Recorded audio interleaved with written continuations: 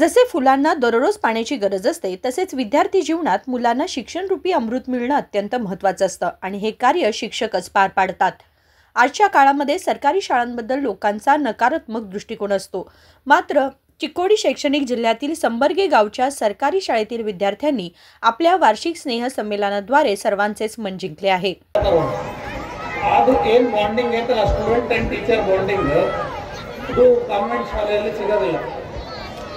You all are lucky to be here. ನೀವೆಲ್ಲ ಇಲ್ಲಿ ಈ ಶಾಲೆಯಲ್ಲಿ ಕಲಿಯಲಿಕ್ಕೆ ಅದೃಷ್ಟವಂತರು। ಈ ಗಡಿ ಪ್ರದೇಶಗಳಲ್ಲಿ ಸರ್ಕಾರಿ ಶಾಲೆಯನ್ನು ನಡೆಸುವುದು ಕೂಡ ಅಷ್ಟೇ ಕಠಿಣವಾದ ಒಂದು ಚಾಲೆಂಜ್ ಇದೆ ಅವರಿಗೆ। ಅದನ್ನು ನಿಭಾಯಿಸ್ತಾ ಬಂದಿದ್ದಾರೆ। ಸುಮಾರು 300ಕ್ಕಿಂತ ಜಾಸ್ತಿ ವಿದ್ಯಾರ್ಥಿಗಳು ಇಲ್ಲಿ ಕಲಿತಾ ಇದ್ದಾರೆ ಅಂತ ಕೇಳಿ ಖುಷಿ ಆಯಿತು। ನಿಮ್ಮೆಲ್ಲ ವಿದ್ಯಾರ್ಥಿಗಳಿಗೆ ನಾನು ಹೇಳಬಯಸುವುದಿಷ್ಟೇ, ಅಥವಾ ಪಾಲಕರಿಗೆ ಹೇಳ್ತೀನಿ, ವಿದ್ಯಾರ್ಥಿಗಳಿಗಿಂತ ವಿದ್ಯಾರ್ಥಿಗಳು ತುಂಬ ಚಿಕ್ಕವರು। 7ನೇ ತರಗತಿ ಅಂತಂದರೆ ಭಾಳ ದೊಡ್ಡವರೇನಲ್ಲ, ಭಾಳ ಚಿಕ್ಕವರು, ಅವರಿಗೆ ಗೊತ್ತಾಗೋದಿಲ್ಲ। ಶಾಲೆ ಯಾವುದನ್ನೇ ಇರಲಿ, ಗುರಿ ಏನಿರುತ್ತಲ್ಲ ಆ ಗುರಿಯನ್ನು ಈಗಲೇ ನಿರ್ಧರಿಸಿ ಮಧ್ಯದಲ್ಲಿ ಆ ವಿದ್ಯಾರ್ಥಿಗಳ ಲೈಫಲ್ಲಿ ಒಬ್ಬೊಬ್ಬರು ಗುರುಗಳು ಬರ್ತಾರೆ।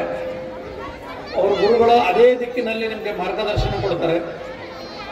ಗುರುಗಳು ಕೈ ಹಿಡ್ಕೊಂಡು ಹೋದ್ರಿ ಅಂದರೆ ನಿಮ್ಮ ಗುರಿಯನ್ನು 100% ನೀವು ತಲುಪ್ತೀರಿ, ಅದರಲ್ಲಿ ಯಾವ ಸಂದೇಹನೇ ಬೇಡ।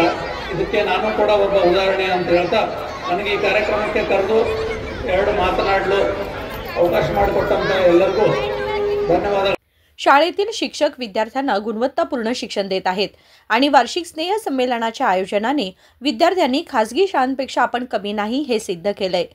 75 वर्षांनंतर प्रथम सांस्कृतिक कार्यक्रमांचे आयोजन करण्यात आले, ज्यामुळे विद्यार्थ्यांचे स्नेह संमेलन पालक आणि ग्रामस्थांच्या कौतुकास पात्र ठरले। उदय होसमनी, KMM मराठी, चिक्कोडी।